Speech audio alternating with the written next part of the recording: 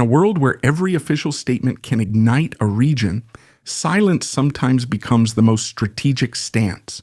Since the escalation of tensions between India and Pakistan, Russia, traditionally influential in South Asia, has chosen to stay on the sidelines. This silence, far from being insignificant, intrigues observers and diplomats. Why does Moscow, approached by both nuclear powers, refuse to get openly involved? This choice reveals the new dilemmas of a Russia isolated by the West, but eager to preserve its economic and strategic interests in Asia, a region that has become crucial for its diplomatic and financial survival. Today on Terabellum, we analyze a strategy of saying nothing at a time when the slightest statement can push an entire country over the edge. Since February 2022, Russia has faced unprecedented isolation from the West, economic sanctions, technology restrictions, and the freezing of assets abroad. For Moscow, South Asia then becomes a fallback option and a space for diplomatic and economic expansion, where the goal is to compensate for European losses with new partners. India and Pakistan, historical rivals, appear as the region's essential partners, both in terms of energy and geopolitics. Remember that video in 2023 that dealt with India's policy of neutrality?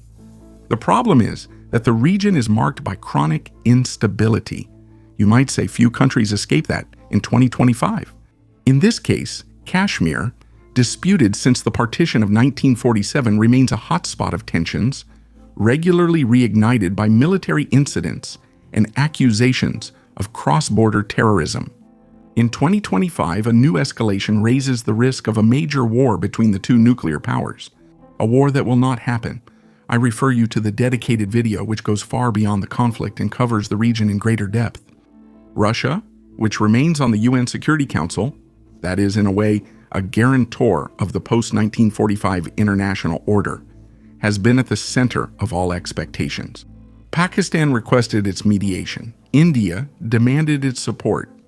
Yet Moscow opted for restraint, merely calling for de-escalation. This stance contrasts with its past activism, especially since India is a member of BRICS, and Pakistan had been supported by Russia just a few months earlier for future membership. It should be noted that Russia is no stranger to the role of mediator in the region and has significant experience, since in 1966 the Soviet Union facilitated the signing of the Tashkent Declaration, which ended the 1965 Indo-Pakistani War. But the inability to find a lasting solution to the Kashmir issue has left its mark, and Moscow now knows that mediating without a guarantee of success carries the risk of losing credibility internationally, and even worse, for Russia itself, especially with its partners. Today, therefore, Russia favors a pragmatic approach, where economic and energy interests take priority over everything else. Western sanctions have pushed it to look for new markets for its hydrocarbons and weapons. Neither India nor Pakistan can be neglected. India has become a major client for Russian oil, while Pakistan offers opportunities in energy and infrastructure despite the obstacles related to sanctions. Since the 1950s, India has held a central place in Russian foreign policy. This special relationship is based on close cooperation in the military, technological, and energy sectors. India has long been the main buyer of Russian weaponry, and Moscow therefore considers it a reliable and strategic partner. Since 2022, energy dynamics has taken on a new dimension. Faced with Western sanctions, Russia has massively redirected its oil exports to India, which in 2024 became the leading importer of Russian crude, even surpassing China. According to Reuters, India has absorbed up to 44% of Russian oil exports, which is more than 2 million barrels per day. This surge is explained by very competitive prices. To bypass the European embargo, Moscow sells its oil at prices below the global market rate. For New Delhi, it's an opportunity to ensure its energy security at a lower cost and to support its growth, while also expanding its diplomatic room for maneuver vis-à-vis the West. For Russia, these sales are crucial because they compensate for the loss of the European market and provide essential foreign currency inflows for the national economy. On the military front, Russia remains a key supplier for India, especially with BrahMos missiles, S-400 defense systems and submarines. However, New Delhi is also gradually seeking to diversify its suppliers, turning to France, the United States, or Israel, and developing its own equipment, as we've already discussed. This shift is pushing Moscow to consolidate its position while avoiding offending such an important partner. India expects unwavering support from Russia in its fight against terrorism, which it largely associates with Pakistan, but it refuses any external mediation in its dispute with Islamabad and favors direct diplomatic and military support. This demand puts Moscow in a delicate position, as it must take Indian sensitivities into account while preserving its regional interests. And it worked.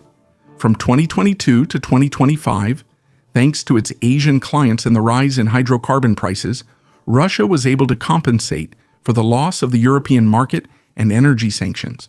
However, this year it is experiencing a drop in its oil revenues, despite reducing the discounts given to India and China. The average export price of Urals crude is rising. Debt is lower than in previous years. As a result, the Russian government has revised its budget forecasts downward. It is now counting on an average price of about $56 per barrel in 2025, compared to nearly $70 initially hoped for, and well below the levels seen in 2022 and 2023 when Brent was pulling Urals prices up. This should cause a 24% drop in hydrocarbon revenues compared to 2024.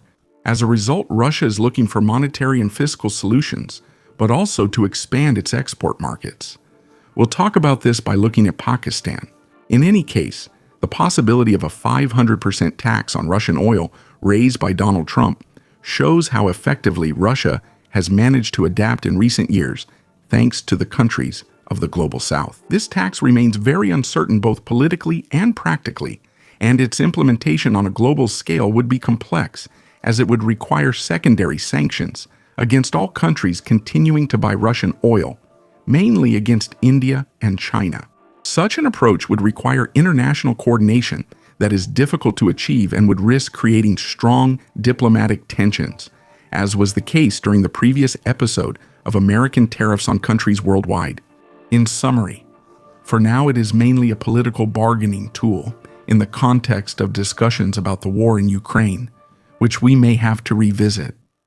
For a long time, Pakistan was close to the United States and China, but maintained distant relations with Moscow, notably because of the war in Afghanistan and its support for the Mujahideen against the USSR. But over the past 10 years, the situation has changed. The lifting of the Russian embargo on arms sales to Pakistan in 2014 allowed for increased military cooperation, with joint exercises, helicopter sales, and even naval maneuvers in the Gulf of Oman. In terms of energy, Pakistan has become a partner in Russia's diversification strategy. Since 2023, Islamabad has signed long-term agreements to purchase Russian oil, aiming to cover up to 30% of its energy needs in the coming years. The North-South gas pipeline project, which connects Karachi to Lahore, is being developed with Moscow and illustrates this desire to strengthen ties in energy and infrastructure. Despite the difficulties related to sanctions and financing, these projects are progressing thanks to great flexibility, including the use of barter and even payments in yuan, Chinese yuan, which make it possible to bypass traditional financial channels. Also, Pakistan's geographical position at the junction of South Asia, Central Asia, and the Middle East makes it a strategic partner for Russia.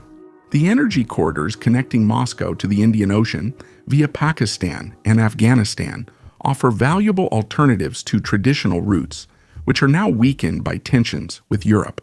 However, the Russia-Pakistan relationship also needs to be nuanced.